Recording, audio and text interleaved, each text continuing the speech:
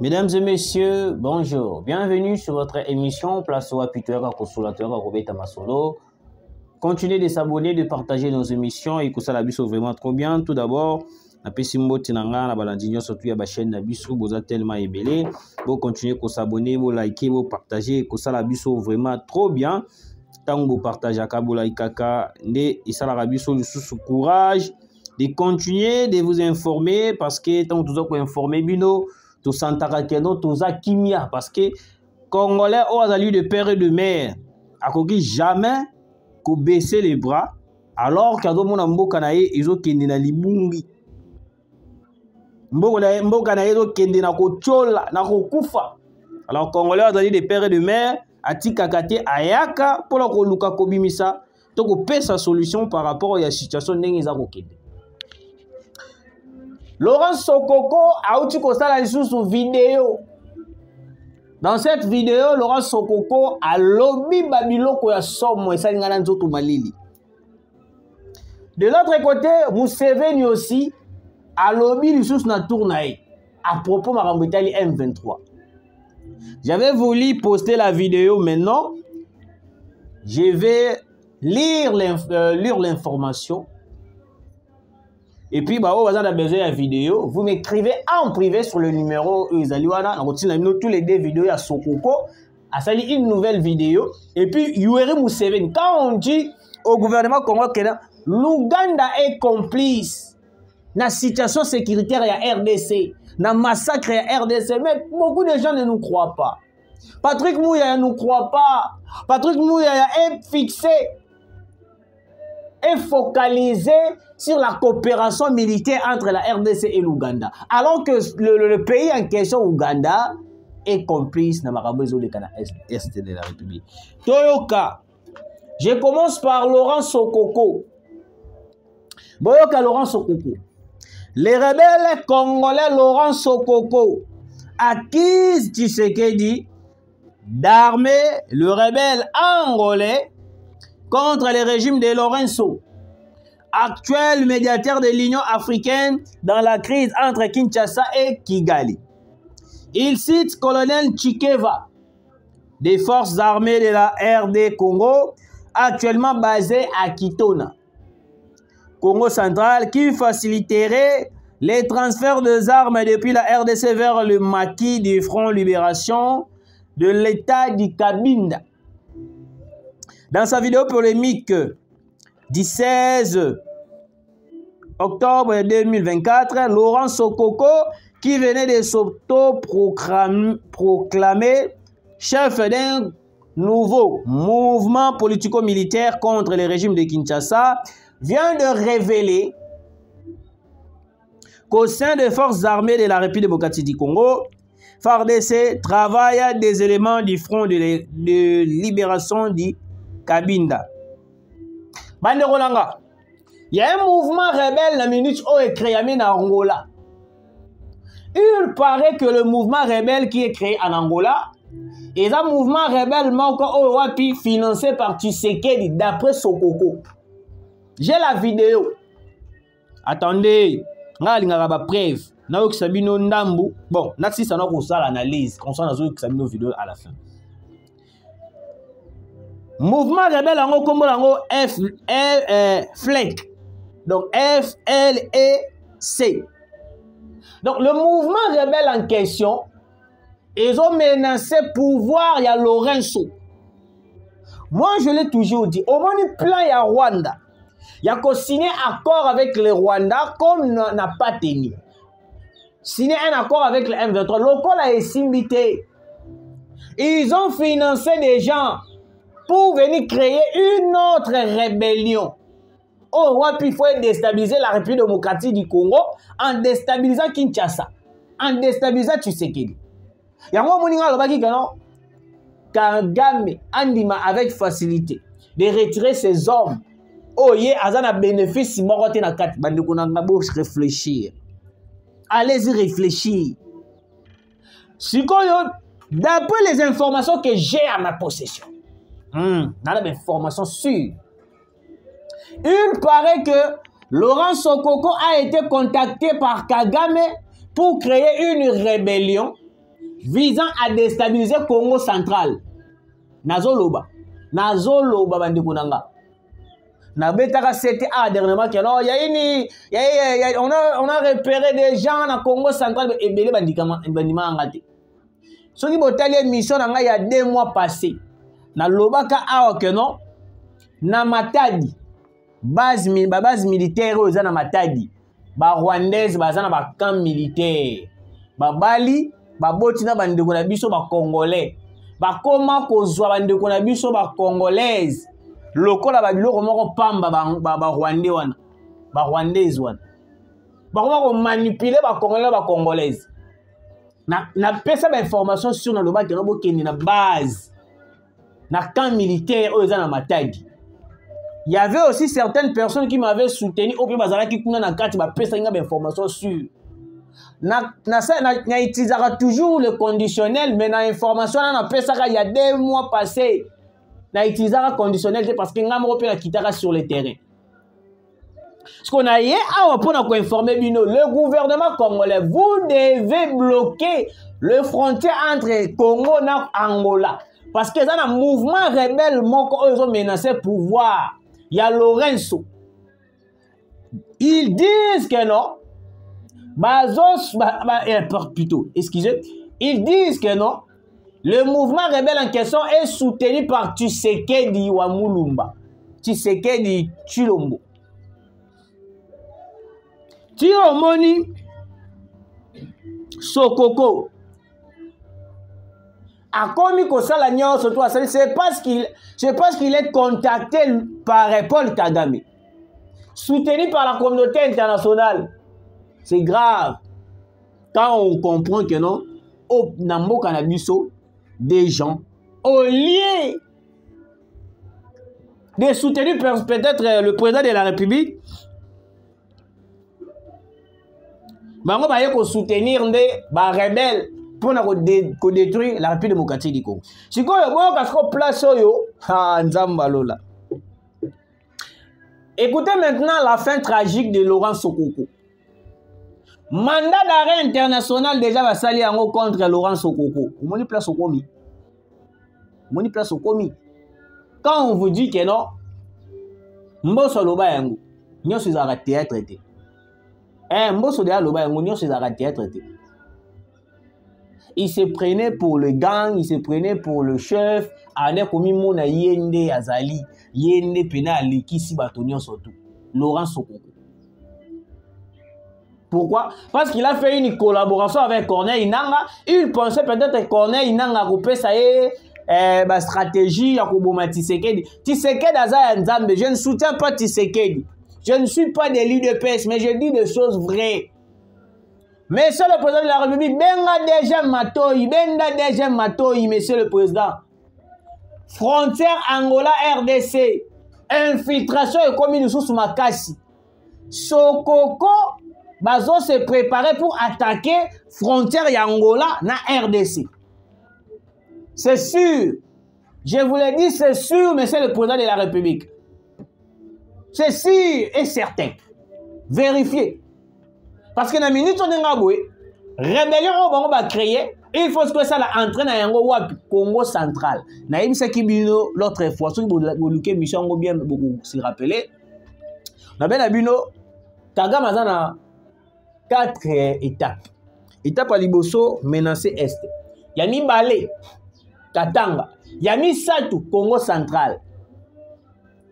Il y a 4e, Bandundu, Kwamutu. Mobondo, boye bien déjà. Parce qu'on a mis ni tout et va déstabiliser Congo central. Pourquoi Congo central? Parce que Congo central est dans la province où vraiment ils ont vraiment un problème de macacité. Et puis la Congo central on a beaucoup de il y a aussi de minerais dans Congo central. Il y a de minerais pina.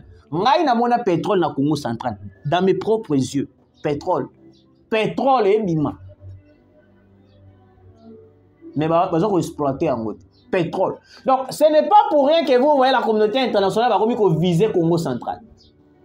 Mais on dit qu'on viser Congo central. Parce que Laurent Sokoko est ce qu'on va kiné lié charge.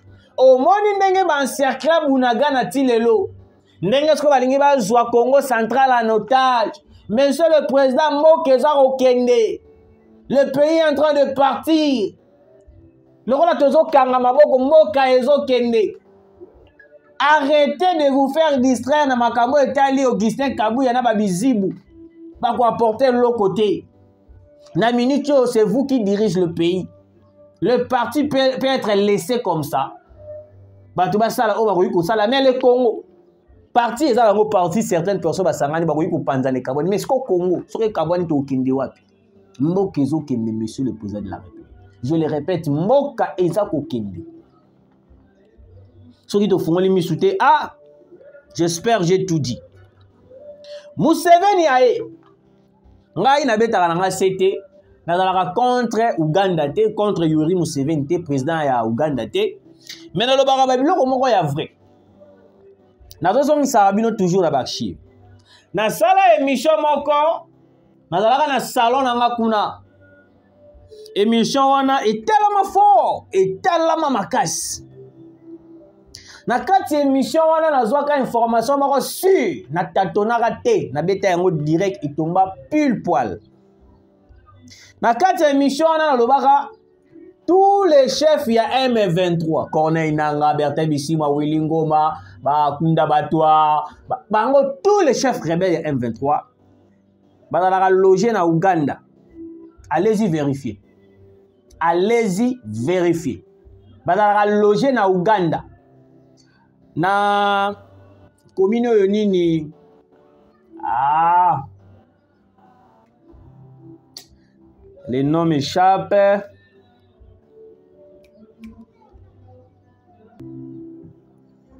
Bande kunanga izana commune wana le nom m'échappe mais je me rappelle de ça commune yango na habité bango kuna so ba bien ngango arrondissement to ba bien ngango nini soki mairie bon na habité j'ai tellement oublié ah bande kunangai vraiment j'essaye de chercher, mais nazo retrouvé ango penate, je dois chercher dans mes archives. Alors, ce qui n'a trouvé ango, tant que vous na WhatsApp, na outil de la Bible. Na kati ya commune wana, oyo na Uganda. Tout le chef ya rebelle M23 bazalaka logé na immeuble ya mwana ya Yoweri Museveni. Bao ba continue à kotala ba émission na biso kotala ba chaîne na biso boko se rappeler. Na loba yango. Sikoyo commune wana eza à peu près pembeni moko na aéroport international si je ne me trompe pas. Aéroport international ya Uganda.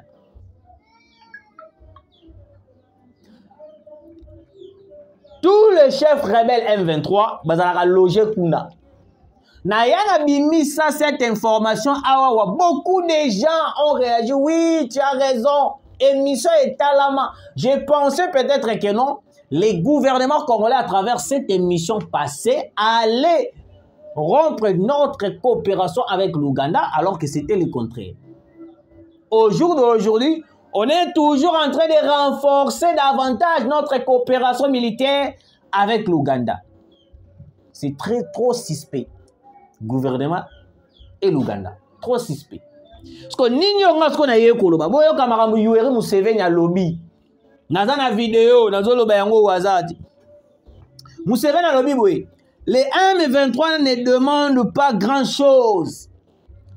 Pas le partage du pouvoir, ni rien de ce genre. Qu'on les laisse retourner dans leur village, récupérer leurs terres et être intégrés dans l'armée nationale. Au moni ba jeo, yango eboma musée. Toko tsaba M23 na kati ya armée. Yango eboma musée. Uganda, Rwanda, entre Tanzanie si je ne me trompe pas, bavandi na musée, ba sololi tatata accord de l'Emira, musée qui est liboso biso na sima. Biso nem to simi manduku yo simba eloko te.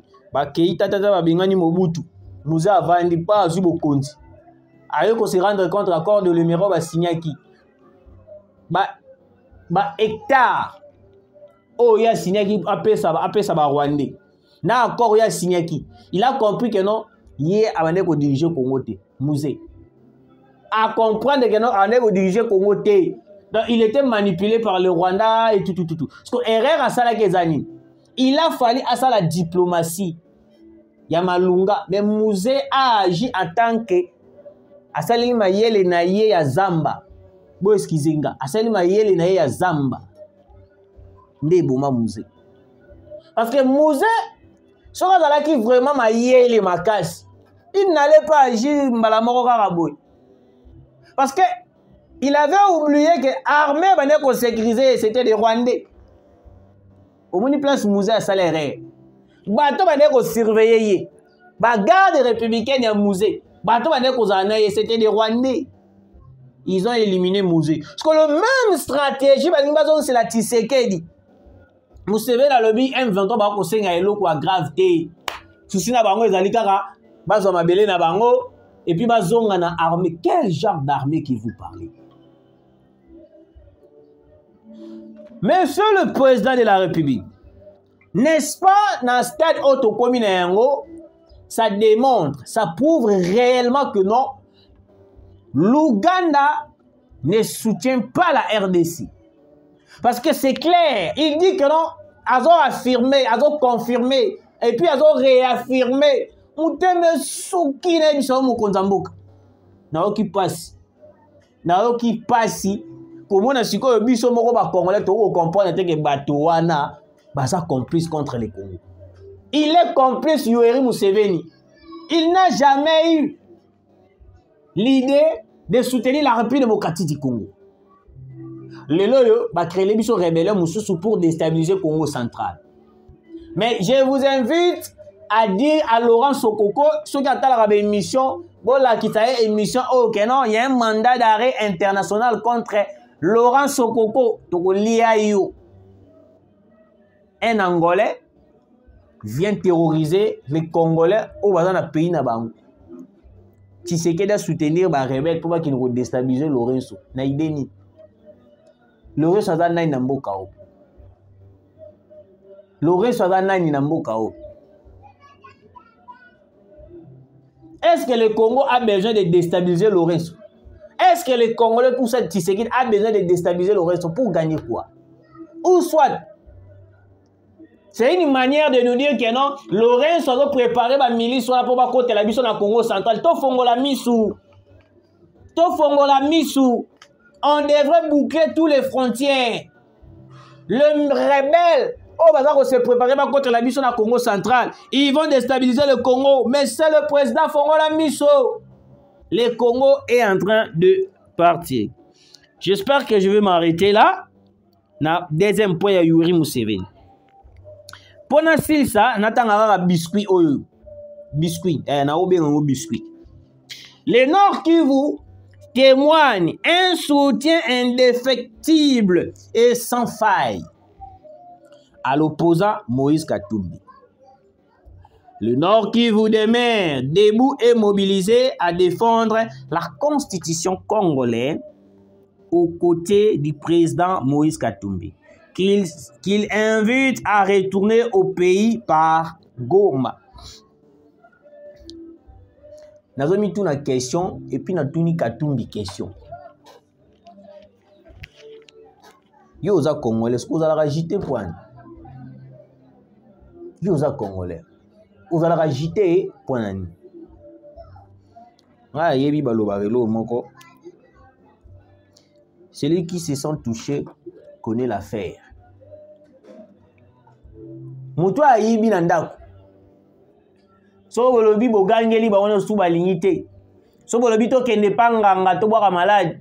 Oyo komona komi agité c'est que yem tayibi. Quand on parle du changement de la constitution, pourquoi Katumbi, Kabila, Fayulu, Kamere, Bazo a trop agité, traité mais trop agité. Tu sais, quand tu es Congolais de père et de mère, Et que vous allez Congolais à Makila, vous allez Congolais à papier, parce que nous avons aussi les Congolais à papier, le rôle à Fayoulou. Un Sénégalais, aye namboka na biso azui nationalité congolaise, akomi kotambola. Akomi kotambola. Donc aza Congolais à papier. Et là ndenge moko na ba Congolais musuba kenanga na poto. OK, poto aux nationalité française. Donc aux français à papier. Mais en vrai dire, tu n'es pas français. Katumbi, si réellement tu es Congolais de père et de mère, accepte qu'on puisse changer la constitution. Tamere, Loi Kaningiri, ceux qui ont dit Congolais acceptent qu'on puisse changer la constitution.